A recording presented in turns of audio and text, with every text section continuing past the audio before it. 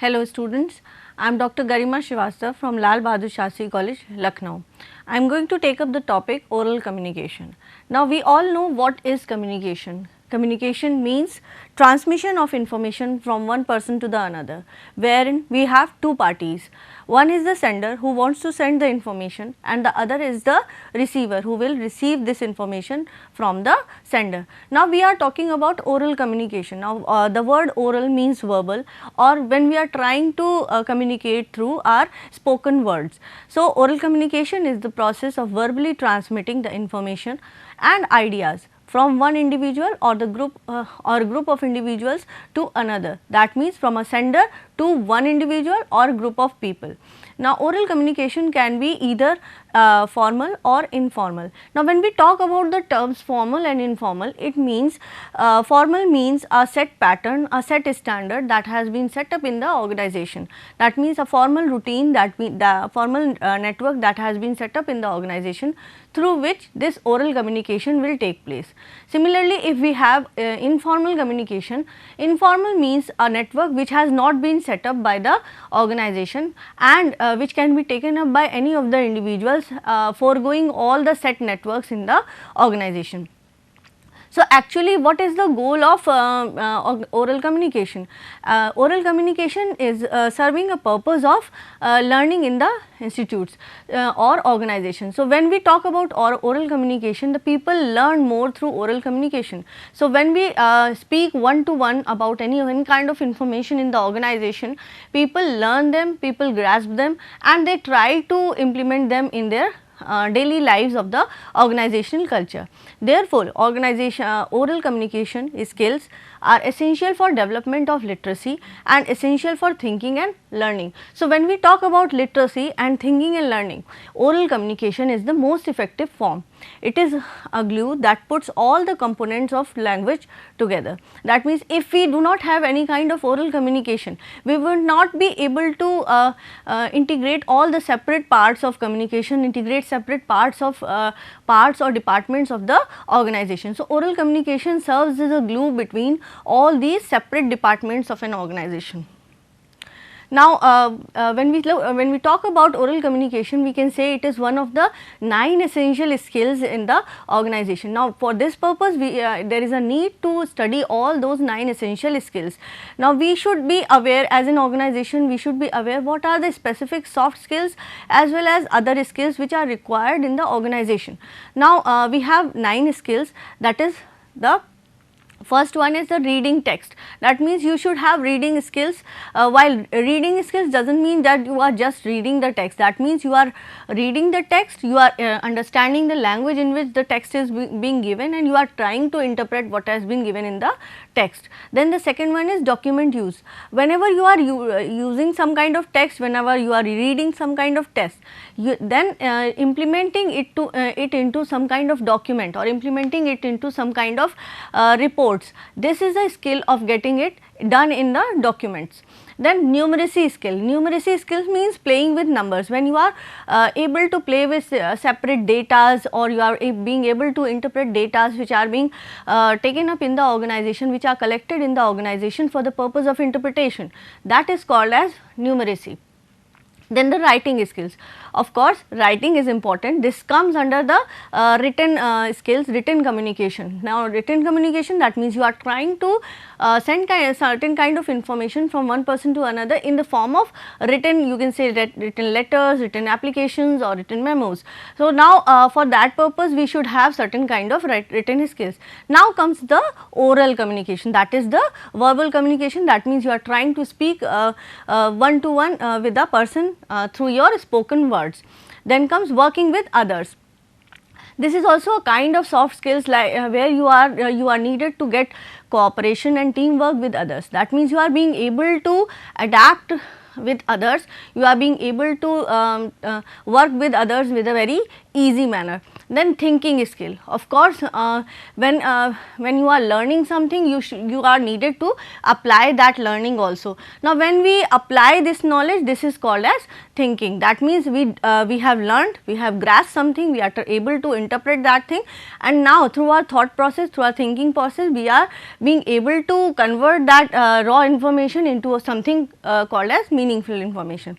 Then comes the computer use. Computer use means all kinds of automated softwares that you are using in the organization. Now, that does not mean that you are going to use very sophisticated kind of softwares. It can be simple use of MS Word, MS Excel, that is the computer use.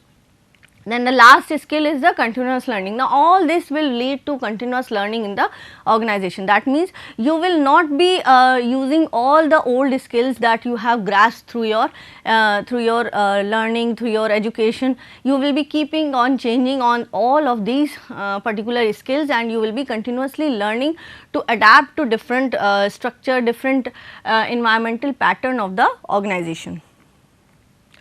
Now, when we see some of the examples of oral communication, like it is face to face communication, which includes gesture, voice and posture. Then public speaking is also a kind of oral communication.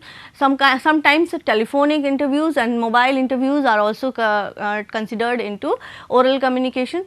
Then different kind of presentations that we prepare and give in the organizations, that those are professional presentations, all those come under oral communication. Then now when we see about radio, this is a media, this is a audio media through which we can orally communicate with our say customers, or with our prospective customers, shareholders, stakeholders, all those. Then comes the interview. Interview is also a kind of pattern which we see as oral communication. Now, grapevine actually is not a formal kind of oral communication, it is a informal communication. Now, we know that grapevine, what is a grapevine? When information passes into a social structure, that means when a person is involved in the involved with his friends, with his colleagues, which is considered outside the organization. All those things which are considered outside the organization are called as grapevine. Then certain kinds of meetings, they are also done through oral communication. Now, of course, we know when if we replace these particular examples with not with oral communication, with some other kind of communication, there may be some kind of miscommunication, or there may be some information which may be left out. So, that is why all these types of examples have been taken up in the oral communication. Now, when we talk about advantages of oral communication, now first of all, oral communication saves a lot of time of the organization. That means when we have to communicate orally, what does a supervisor do, what does the person do? He can collect everyone at one place, and at one go he can give whatever instructions, whatever orders he wants to give to that particular group in one go. So, the best way to send a message rapidly in a faster way is orally. Oral communication through telephone calls, conversation with subordinates makes saving of time, which is so important in today's business world. So, of course, for today's business world, it is very dynamic, it is very speedy network which is being followed in the businesses today. So, for this purpose, oral communication on telephones, oral communication on mobile phones, all these conversations can be considered as formal communications in the organization. Now, reduction of cost. Of course, when we talk about oral communication, a lot number of costs can be reduced. For example, we may reduce the cost of pen, papers, typewriters or computers and other materials which are required for certain kind of other non-verbal communication, or it may be required for written communication. So, we can say oral communication does not require any expenditure in the collection and maintenance of pens, papers, typewriters or computers or any other kind of materials as needed for the written communication. So, it is the time and money savings. Now comes easiness. How far it is easy to communicate orally? Of course, we know when we talk about oral communication, it is a very easy method to communicate orally. Why? Because we do not follow any certain kind of set pattern. We just have to form certain sentences which deliver the exact meaning which we want to deliver as a sender. So, it becomes very easy to communicate the information from the sender to the receiver. It is an easy means of communication. communication because it needs a little preparation for transmitting the message. Like written communication, it does not require any pen, pencil or other writing equipments. So, it saves a lot of time, money, and of course, it is an easy process. Then comes the fourth point, that is effective for illiterate persons. Now, when we talk about illiterate person means that they are not able to read or write, they are just able to understand what we are saying. So, as a sender, if we are talking to an illiterate person or a group of illiterate person over there, we just have to adapt a local language which these group of people are able to understand, and we will be able to make them understand what the sender wants to say. For example, suppose we take a seed manufacturing company, seed manufacturing organization, and it wants to give training to the farmers in a particular village. So, of course, if we go out in the village and we collect some certain number of farmers for giving this kind of training. So, of course, we will not be taking up our presentations, PPTs, and we will not be talking into language such as English. We will be taking up a language which is locally known to that particular group of farmers, and we will be just telling them. So, by just telling them orally, it may be helpful for the farmers to understand how to sow the seeds. Of course, we can take up some examples, we can give a demo in front of them so that they are able to actually learn the process of sowing the seeds. So, over there, if we take up any kind of written communication, it will not work at all. So, of course, for that purpose, we need to see what kind of situation it is, who is our audience, how far it is literate, then only we are going to deliver our information. So, for illiterate person, they cannot read, but they can hear and understand any information or message. So, this is the most appropriate means of communication for the illiterate person. Now, the next point, that is a quick feedback. Now, when we talk orally, we can take quick feedbacks from the people who are listening to us. Prompt feedback, prompt questioning, prompt queries can come along with the delivery of the speech of the senders. Another primary advantage is that it provides quick feedback in the form of oral messages or information. Thus, sender and speaker can take further decisions. Then comes maintaining secrecy. Now, if we want to maintain certain kind of secrecy regarding certain information, now for that purpose oral communication is the best method. Why? Because when we communicate it in a written form, or when we communicate in a email form, it may leak out to certain people who are not required for that information. Now, to maintain that secrecy, oral communication is the best one. So, the speaker and the listener can maintain secrecy because there may not be any additional personal involved. It is the willingness of the speaker and the listener to keep their communication out of the reach of other people. Now, seventh, it comes from reliability, it comes from secrecy itself. Now, if we want to maintain secrecy, more and more reliability is given by the oral communication. It is true that the employees feel more secure when they communicate through oral communication. Now, oral communication can provide immediate feedback and clarification. So, you become more reliable, your data becomes more reliable, you become more ensured that the person who has received this information has understood your information, and his feedback will confirm that whatever you were trying to say as a sender has been totally taken up, has been totally perceived by the receiver in the same proper manner. Now comes the coordination. Now, of course, when we talk about coordination, means integration between different departments or integration between different people in the organization. We can call it as integration between different team members of an organization. Now, for that purpose, coordination we need to speak to each other, but because without speaking, if we move on, we cannot tell the loopholes, we cannot tell the drawbacks of working of the other people. So, and of course, when there are certain kind of queries, certain kind of questions in our minds, we can get those answers in a quicker form through this oral communication only. So, for the purpose of coordination, it is very important that we go in for oral communication.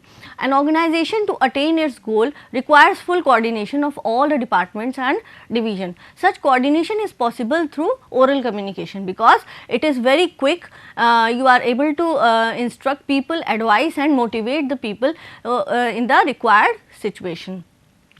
Now, when it comes to motivation, motivation can also be brought about through by oral communication. Now, when we talk about written communication, in contrast, if we talk about motivation, written communication can also motivate, but written communication will only motivate when you are giving a certain kind of say promotions or incentives or some kind of discounts to the people.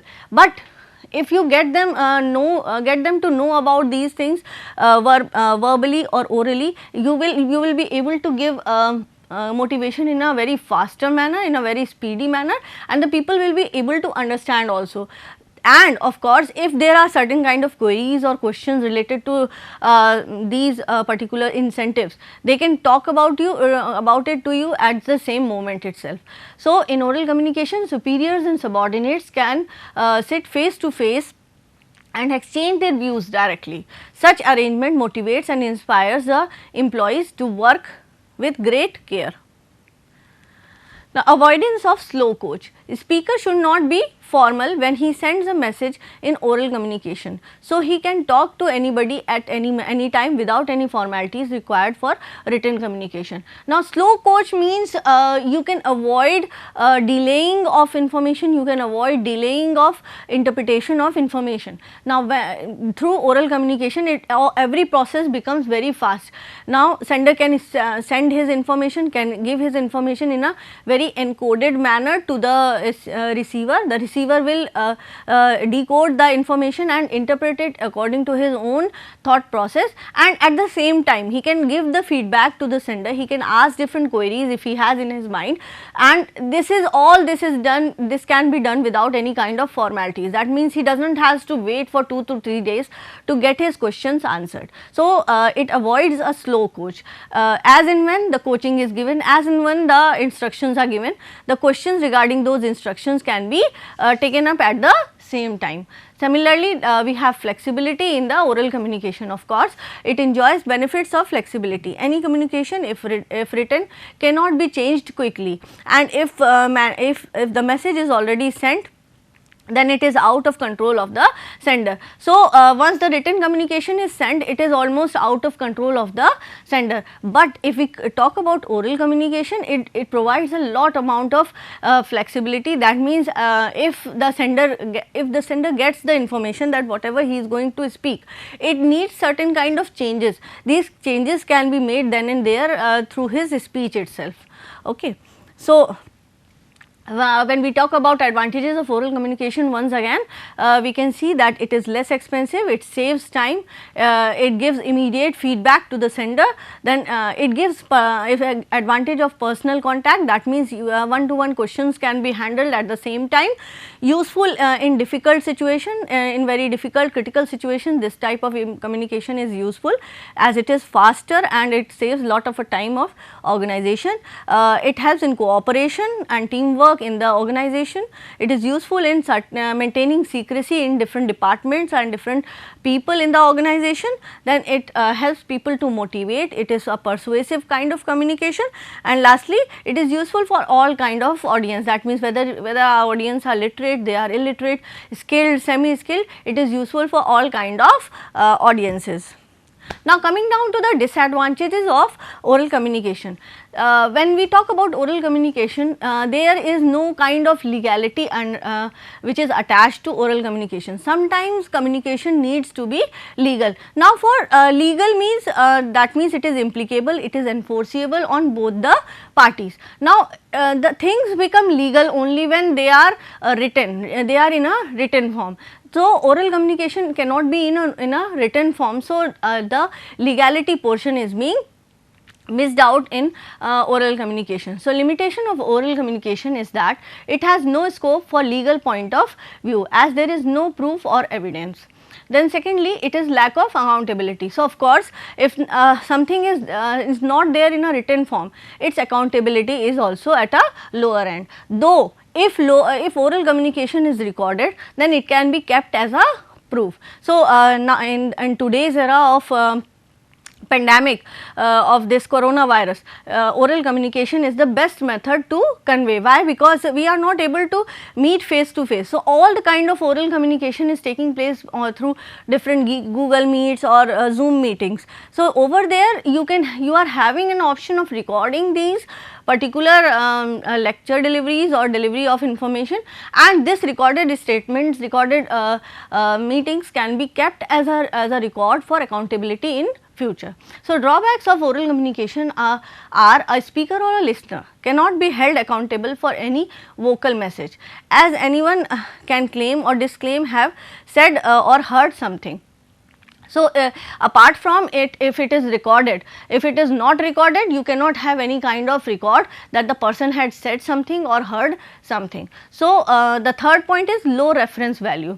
Of course, if we are talking about oral communication and if it is not supported by any kind of recordings or any kind of say presentations or documents, there is a reference value which becomes very low. So, an oral communication cannot be stored, it has a little reference value, though both the points, the second point and the third point can be taken up in a legal form through different kind of recordings these days.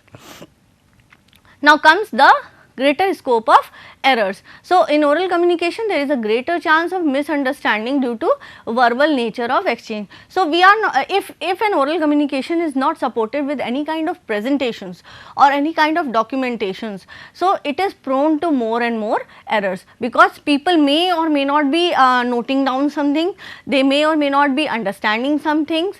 So, over there the chances of misunderstanding or the chances of errors are more. So, for this purpose, if we support our oral communication with certain kind of documentation or certain kind of presentations, then it becomes more say ensuring for the sender that the people have understood what they want to tell. And of course, the sender can receiver can also record the messages, he can also get the printouts of the written matter what has been shared by the sender, so as to keep it as a record for future. Then easily forgotten. So, if we talk about oral communication, if it is not written, if it is not been filtered out by the receiver, if it has not been remembered by the receiver, then there are chances that the receiver do not keep it in their mind for a very long time. So, when it is conveyed orally, it cannot be remembered for a very long time, as human beings have short memory. Hence, it is easily forgotten. So, of course, here we need to support our oral communication with certain kind of written communication, with certain kind of written matter that has to be supported. Then the last one is not useful for long distance messages. We can say it was not, this point was valid till we were not entering this pandemic era, but after pandemic era long distance oral communication has been more as compared to written communication. Of course, when the nowadays when communication is there through different meetings, if it is supported with different kinds of say recordings or certain kinds of notes, then it can be useful for long distance also. Then the person is not required to reach that particular place to understand that thing, and of course, at long distances also the communication will be very easy. So, oral communication are not useful for long distances, hence for long distances are sent by fax, telex or email. So, along with this fax, telex or email, we can have this as a long distance mode for communication, but along with this, if we have certain kind of oral communication through telephonic networks or mobile networks or through recorded PPTs presentations, we can of course get it supported by fax, telex and emails. Now, talking about the disadvantages of oral communication, once again we can look into the different disadvantages, that are it has no legality, there is a lack of accountability when we talk about oral communication. Then it has a very low reference value, because the references can be forgotten, they can be missed out by the sender. Then there are greater scope, greater chances of errors if we talk about oral communication. Then it is easily forgotten, because if a number of points are being given at a same time, then there are chances and there are people who will easily forget the whatever points have been told to them, until unless it has been supported with certain kind of written communication. So, it is also not useful for long distance communication. Now, when we talk about oral communication, certain types of oral communication need to be understood. So, why? Because oral communication is the most common method of communicating between the people in the organization. Now, suppose people are communicating orally, and that channel can be formal as well as informal. Now, of course, we need to understand what is the basic situation, what is the requirement of that particular topic, and then only we should decide that whether we are going to give formal kind of oral communication or informal communication. So, if we talk about informal oral communication, we have face to face conversations, telephonic conversations, and discussions that take place in business meetings. That means whatever talkings we do face to face, where we do not record anything, all these come under the informal oral communication. So, all these if and suppose and all this in addition, if it is supported with certain kind of presentations, classroom lectures, or certain speeches which have been recorded, then it will be covered under formal kind of oral communication. Now, we have types of oral communication. It has prepared speeches, now which are planned prior to events, tends to be highly structured. Now, of course, when we talk about types of oral communication, we have prepared speeches. Now, all these forms are kind of you can say formal type of oral communication. Now, prepared speeches, that means we as a sender, we know what are the points that are to be covered in this particular speech, and what is the exact priority, what is the exact pattern or set pattern in which this presentation has to be given. It has to be given with along with some kind of written material. So, it is already priorly planned. So, when we plan and give some kind of speeches, so in those cases we do not miss out points. So, if we do not miss out points, then in that case oral communication is also very effective. It tends to be very highly structured. That means what would be the structure of what we are going to speak in front of the people, that will be also pre-designed. So, we will not be speaking more or we will not be speaking less, we will be just speaking up to the point, or we can say precisely. Then comes the impromptu speech, generally unexpected and unprepared, tends to be unstructured. Now, this kind of speeches can also be considered under formal kind of oral communication, where people do not get much time to speak, they are unexpected. Why? Because these speeches come when there is a certain kind of unexpected situations arises.